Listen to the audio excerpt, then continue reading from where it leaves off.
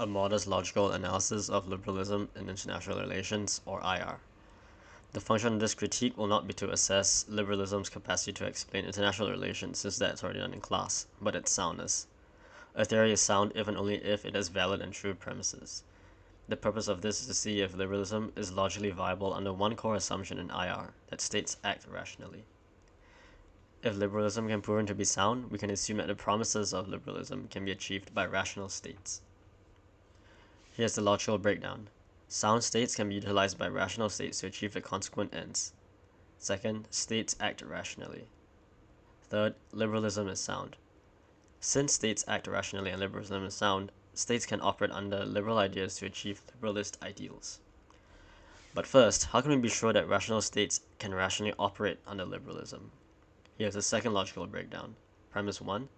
Rational states act to pursue their own interests. Liberalist ideas involve the fulfillment of states' interests, and therefore rational states can benefit from and therefore operate under these principles. We will now work through the core ideas of liberalism in IR and their premises. First, states are not the only important actors. Second, states have many interests beyond just security. And third, that international relations is not a zero-sum game. Indeed, cooperation can lead to mutual benefits. The thing to note here is that trade will not be discussed because the following proofs confirm its legitimacy. If we can prove that all these constituent ideas are sound, we can take liberalism to be sound. Let us begin with the most important one out of the three, that mutual benefit through cooperation can be possible. The assertion here is that international relations is not a zero-sum game, and that cooperation can lead to a mutual benefit. This assertion has two parts. First, the rejection of a zero-sum game, and second, that cooperation can lead to mutual benefits. Why is it important to make this distinction? We'd have states mutually benefit in a zero-sum game. Next, the fruits of cooperation can be kept from one actor. Picture 4 lions working together to kill an elephant. One lion alone cannot successfully chase down an elephant because the latter is just too big. However, with 4 pursuers, the elephant's options decrease dramatically, allowing them to kill the elephant together. Once the elephant is killed, however, we must look at how the spoils are divided. If the elephant is divided into 4 parts, it is still a zero-sum game.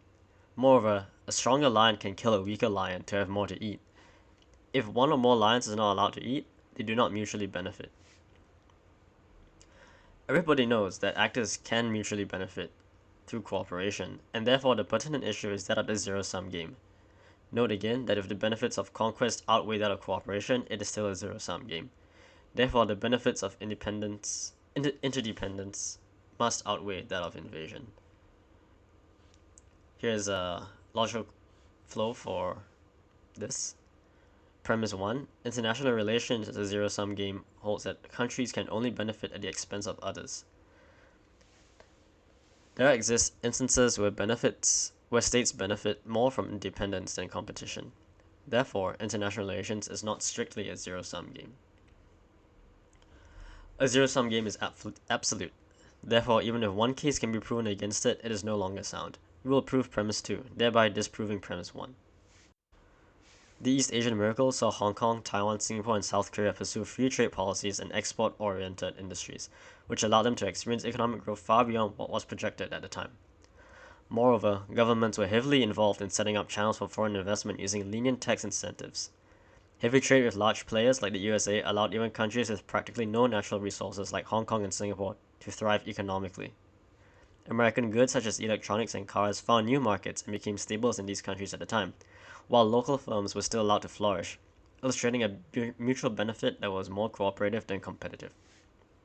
We can thus conclude that premise 2, empirically, is sound, and thus the conclusion is valid with sound premises.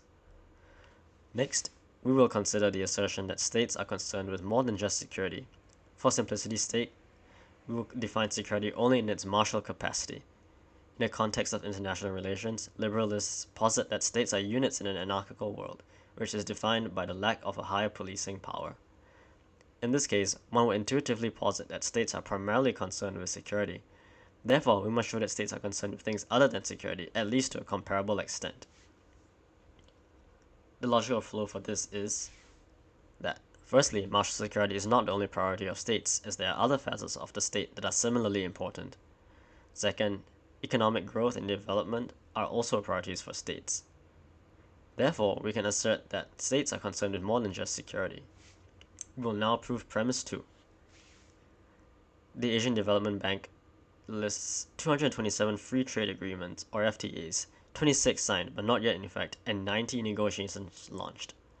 The World Trade Organization currently lists 25 multilateral agreements on trades in goods, and there are currently 7 major economic unions: CARICOM, Central American Common Market, Eurasian Economic Union, European Union, European Economic Area, Gulf European Council, and Mercosur.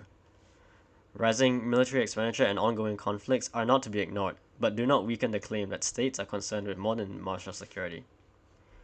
We have now proven premise 2 to be sound, and thus the conclusion and assertion that states are concerned with more than security is valid with sound premises. Next, we will tackle perhaps the most contentious assertion, that states are not the only important actors. To show this, we must find a case where a non-state actor played a major role in the fulfillment of a country's own interests. A state's importance is contingent on their responsibility for a desirable outcome for itself. Likewise, a state's actor's importance is contingent on its level of contribution to the state's objectives. Here is the logical flow. Premise 1. A state is the only important actor in international relations if and only if it is overwhelmingly responsible for the completion of its objectives. Premise 2. There exist instances where non-state actors played a major role in helping a country fulfill its objectives. The conclusion, therefore, is that the state is not the only important actor in international relations. We will now prove premise 2. Again, we need only show one case in which a non-state actor was an important contributing factor to the fulfillment of a state's objectives to disprove the statement that states are the only important factor as an absolute statement. China's phenomenal growth in the early 2010s was heavily contingent on its ascension to the WTO in 2001 after 14 years of negotiations. While China's own policies and state-centered development model formed the bedrock on which subsequent growth was built upon, we cannot deny that the value of the WTO and its ability to facilitate export to new markets and foreign investment. The WTO provided a framework that greatly propelled China's integration into the global economy by stimulating reforms along with the membership, giving China a more prominent voice in shaping global trade. The resulting reforms like increased transparency and commitment to fair competition also attracted foreign direct investment due to improved investor sentiment. In short, while the government still played a directive role, the WTO remained an undeniably paramount asset to China's success. The role of the USA as a state in this case does not undermine the logical analysis because it's difficult to posit that a similar outcome could occur without the WTO as a vehicle through which these challenges could be pursued. With this case, we have now proven premise 2, thereby disproving premise 1, and confirming the conclusion that the state is not the only important actor, as valid with sound premises. Liberalism, as presented by this analysis, merely posits the logical plausibility of its ideals, though with empirical evidence. However, just because something is plausible does not mean it is certain, presently, before, or in the future. The result of this analysis shows blatantly that even if all basic facets of a theory can be proven to be sound, it does not conform to reality. Theories must not be taken to be an accurate reflection of real life, and constantly remain open to rejection or revision.